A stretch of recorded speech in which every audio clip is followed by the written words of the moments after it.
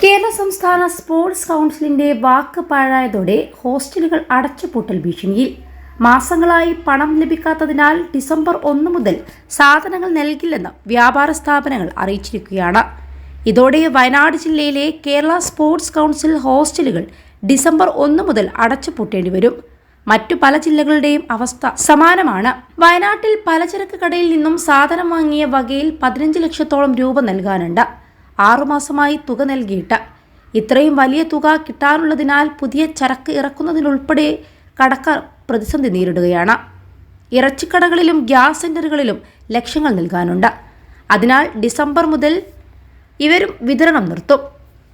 ഇതിനിടെ 4 മാസമായി താൽക്കാലിക അധ്യാപകർക്കും ഹോസ്റ്റൽ വാർഡന്മാർക്കും പാചകക്കാർക്കും ശമ്പളം ലഭിച്ചിട്ട് ഹോസ്റ്റൽ ഭക്ഷണത്തിലുള്ള തുക അനുവദിക്കണമെന്നാവശ്യപ്പെട്ട് 22-ന് സ്പോർട്സ് കൗൺസിൽ ഹോസ്റ്റൽ താരങ്ങൾ രാപ്പകൽ സമരത്തിന് ആഹ്വാനം ചെയ്തിരുന്നു.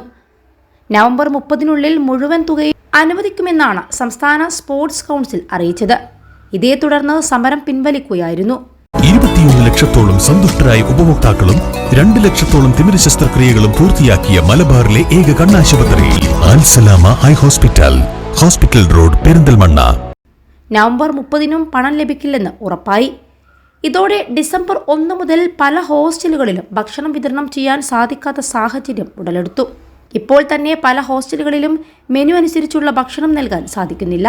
4 മാസമായി ശമ്പളം മുടങ്ങിയതോടെ കരാർ പരിശീലകരും വാർഡന്മാരും കുക്കുമാരും കടുത്ത പ്രതിസന്ധിയിലൂടെയാണ് കടന്നുപോകുന്നത്. സംസ്ഥാനത്ത് 70ഓളം പരിശീലകരാണ് കരാറടിസ്ഥാനത്തിൽ ജോലി ചെയ്യുന്നത്. പലരും മറ്റു പല ജില്ലകളിലുമായി ജോലി ചെയ്യുന്നുണ്ട്. താമസ സ്ഥലത്തെ വാടക കൊടുക്കാൻ പോലും സാധിക്കാത്ത അവസ്ഥയിലാണ് ഇവർ. ഹോസ്റ്റൽ വാർഡനാണ് സാധനങ്ങൾ വാങ്ങുന്നതിന്റെ ചുമതല. കച്ചവടക്കാർ പണം ആവശ്യപ്പെട്ട് വാർഡന്മാരെയാണ് നിരന്തരം വിളിക്കുന്നതും. ശമ്പളം പോലും കിട്ടാത്ത ഇവർ എന്തു മറുപടി പറയണമെന്നറിയാതെ വലയുകയാണ്.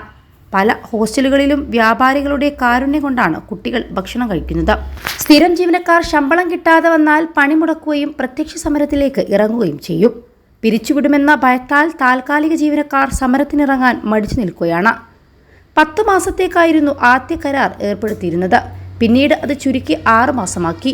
1 വർഷത്തോളമായി ശമ്പളം മുടങ്ങുന്നു. ആദ്യമാണ് 4 മാസമായി ശമ്പളം ലഭിക്കാതെ വരുന്നത്. ഇതിനിടെ ചിലർ മറ്റു ജോലികൾ തേടിപ്പോയി.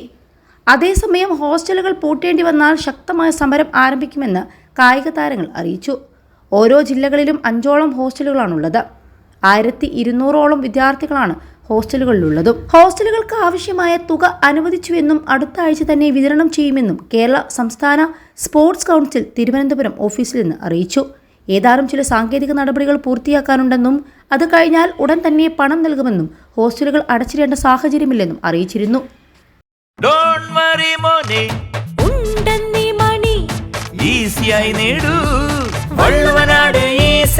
ആവശ്യം ഏതുമാകട്ടെ, പണം ഞങ്ങൾ തരും.